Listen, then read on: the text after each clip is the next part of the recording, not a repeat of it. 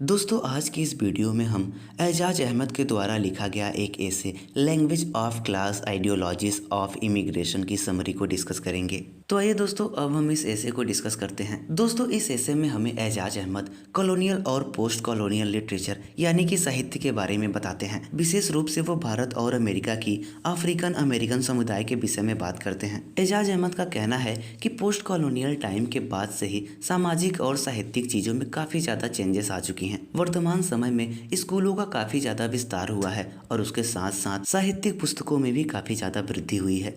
Post colonial countries में वहाँ के राइटर्स ने काफ़ी ज़्यादा पॉपुलैरिटी गेन कर ली है और उन राइटर्स ने अपनी बुक को लिखने के लिए मेट्रोपॉलिटन लैंग्वेज यानी कि इंग्लिश को चूज़ किया है। वहीं अगर हम इंडिया की बात करते हैं तो इंडिया में इंग्लिश एक नेशनल लैंग्वेज बन चुकी है। यहाँ तक कि इस देश में अंग्रेजी शासन बहुत पहले ही समाप्त हो चुका है, लेकिन इंग्लिश लैंग्वेज यहाँ के समाज और साहित्य में पूरी तरह से घुल मिल चुकी है। कॉलोनियलिस्ट के इस देश से जाने के बाद भी ये लैंग्वेज हमसे ऐसी जुड़ गई है जैसे ये हमेशा से हमारी ही भाषा रही हो। पूरे देश में लोग इंग्लिश मीडियम से एजुकेट हो रहे हैं और ये भाषा पूरी तरह से राष्ट्रीय एकता का प्रतीक बन गई है। उपनिवेश के युग में यानी कि कॉलोनियलिस्ट के टाइम पर दो भाषा बोलने वाले राजनीतिज्ञ और बुद्धिजीवी हुआ करते थे, लेकिन वर्तमान में अंग्रेजी भाषा भारत की स्थानीय भाषा से कहीं ज्यादा वैल्यूएबल हो चुकी है और ये भारत का राष्ट्रीय साहित्य बन गई है। यह भारत में इतनी गहरी हो चुकी है कि इसे अस्वीकार करना यानी कि छोड़ना बिल्कुल भी संभव नहीं है। अब ये भाषा लोगों के लिए बिजनेस और सामाजिक सम्मान के लिए भी जानी जा रही है, लेकिन वर्तमान समय में लोग अपने देश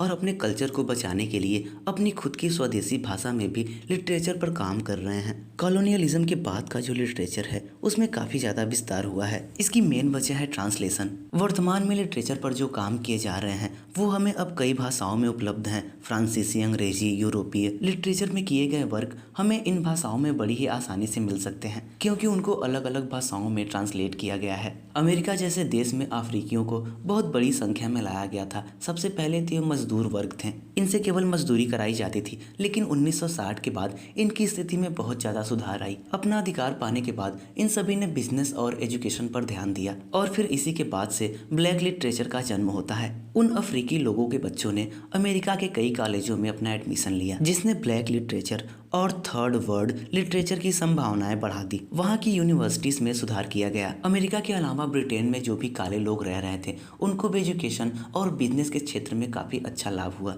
इस तरह से अमेरिका और ब्रिटेन जैसे मेट्रोपॉलिटन सिटीज में बाहर से बहुत लोग आए और उन लोगों ने वहां पर लिटरेचर के बारे में पढ़ा। कुछ लोग तो इन मेट्रोपॉलिटन सिटीज में सोशल और पॉलिटिकल रीजन से भी आए थे, जैसे सलमान रश्दी, अनीता देसाई। ये लोग इंडिया से गए थे और बाहर जाकर पढ़ाई करके इन लोगों ने अच्छा लाभ उठाया। लेकिन जो थर्ड वर्ल्ड लिटरेचर था वो काले बुद्धिजीवियों को उतना ज्यादा आकर्षित नहीं कर पाया था, क्योंकि ब्लैक एजुकेटेड लोग थर्ड वर्ल्ड स्टडीज को अलग क्षेत्र में रखना चाहते थे। ऐसा इसलिए हुआ क्योंकि जो लोग बाहर से अमेरिका में आते थे वो लोग अफ्रीकन अमेरिकन लिटरेचर के बारे में उतना ध्यान नहीं देते थे। अमेरिका के अंदर जो काले राष्ट्रवादी लोग थे उन लोगों ने अमेरिका में अपने अधिकार के लिए आंदोलन किया और ये आंदोलन उनके लिए काफी ज्यादा महत्वपूर्ण था। इस आंदोलन के बाद ही उन सभी काले अल्पसंख्यक लोगों को शिक्षा और व्यवसाय के क्षेत्र में अवसर मिले। अमेरिका में काले लोगों ने इस अवसर का लाभ उठाया और अपना विस्तार किया। अब तक काले बुद्धिजीवियों में भी काफी ज्यादा जागरूकता आ गई थी और वो लोग भी तेजी से आगे बढ़ रहे थे। मेट्रोपॉलिटन यूनिवर्सिटीज में भी काफी ज्यादा परिवर्तन आया